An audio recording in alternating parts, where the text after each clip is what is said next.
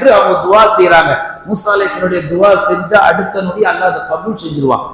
எப்படின்னு கேக்குறீங்களா? அல்லாஹ் குர்ஆன்ல பேசுறான், நான் மூசாவோடு நேரடியா பேசக்கூடியவர், நான் மூசாவோடு நேரடியாக பேசக்கூடிய. அப்ப மூசா அலைஹிஸ்ஸலாம் துவா செஞ்சா அல்லாஹ் அதை உடனே கபூல் செய்யக்கூடியவனாக இருந்தான்.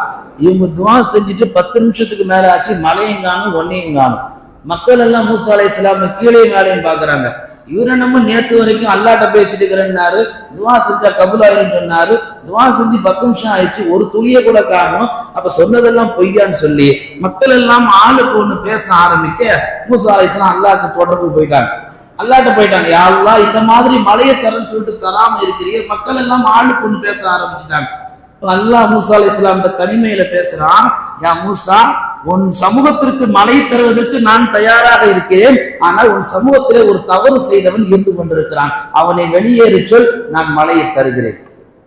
இது நிறைய படிப்புன்னு நிறைய பாடம் இருக்கு. ஒரு குடும்பத்துல ஒருத்தர் தொழுதா மட்டும் குடும்பம் உருப்படாது, எல்லாருமே தொழணும், எல்லாரும் தொழணும், எல்லாருமே தொழணும். ஒருத்தர் தொழாத குடும்பம் உருப்படாது, எல்லாருமே தொழணும். வீட்டுல எல்லாரும் தொழுகிறாங்க, அந்த வீட்டுல அந்த வயசுக்கு அந்த பையன் தொழ மாட்டேங்கிறான், குடும்பம் எப்படி உருப்படும், பரக்கத்து எப்படி வரும்? எல்லாருமே தொழணும். இது ஒரு பாடம். அல்லாஹ் சொல்றான், நீங்க எல்லாம் சரியா இருக்கிறீங்க, ஆனா ஒருத்தர் தப்பா இருக்கிறான் கூட்டத்துல, அவனை வெளியே வர சொல். மூசா அலைஹிஸ்ஸலாம் ஏறான் செய்யறாங்க. யாரோ ஒருவர் தவறு செஞ்சவங்க இந்த கூட்டத்துல இருக்கிறாங்களாம், அவங்கள அல்லாஹ் வெளியேற்ற சொல்றான். அவங்களா வெளியே போனாக்க மழை தருவன்றான். யாரு? அவங்களே வெளியே போயிருந்தாங்க. மூசா அலைஹிஸ்ஸலாம் 70,000 மக்களுங்க, எவ்வளவு பெரிய மஜ்லிஸ். ஒரு 4 பேருக்கு முன்னாடி நம்ம தலை துணி எவ்வளவு வைக்கப்படுறோம். 70,000 மக்களுக்கு மத்தியில் எப்படிங்க வெளியே வர முடியும்? அந்த காலத்துல செல்வத்தோடு வாழ்வதல்ல கம்பீரம், பொருளாதாரத்தோடு வாழ்வதல்ல கம்பீரம், தூய்மையாக வாழ்வதுதான் அந்த காலத்துல பெரிய கம்பீரமா இருந்துச்சு.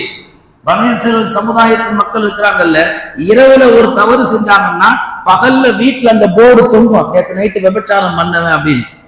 அப்படிப்பட்ட சமுதாயத்தின் மக்கள் கம்பீரத்தோடு எப்படி வாழ்ந்தார்கள்?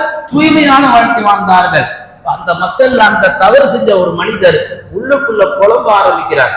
ஹதீஸ்ல வருது, தஃசீர்கள்ல பார்க்க முடியுது, தன்னுடைய மேல போட்டிருந்த சட்டை என்ன செய்யற 2 பட்டனை லூஸ் பண்ணி, நாமெல்லாம் மழை வந்தா தலையை கொண்டு போய் உள்ள விட்டுக்குமே, அது மாதிரி அவர்ல சில தலையை சட்டை கொண்டு உள்ள விட்டுக்கிட்டு உள்ள தேம்பி தேம்பி அழுகுறார். யா அல்லாஹ், நான் செய்த தவறு எனக்கும் உனக்கும் தான் தெரியும், இன்னைக்கு ஊருக்கே தெரியுன்ற மாதிரி ஆயிடுச்சு, என்ன காட்டி கொடுத்துறாத ரப்பை என்று அல்லாஹ்ட்ட கதறாரு, கெஞ்சுறார்.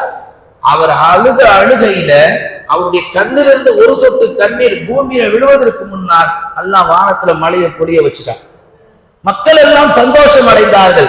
மூசா அலைஹிஸ்ஸலாம் அல்லாஹ்ட்ட கேட்டாங்க, ஆளும் யாரும் வெளியே வரல, தப்பு பண்ணவன் எவனும் தெரியல, ஆனா நீயும் தரமாட்டேன்னு பிடிவாதம் பண்ண, ஆனா நீயும்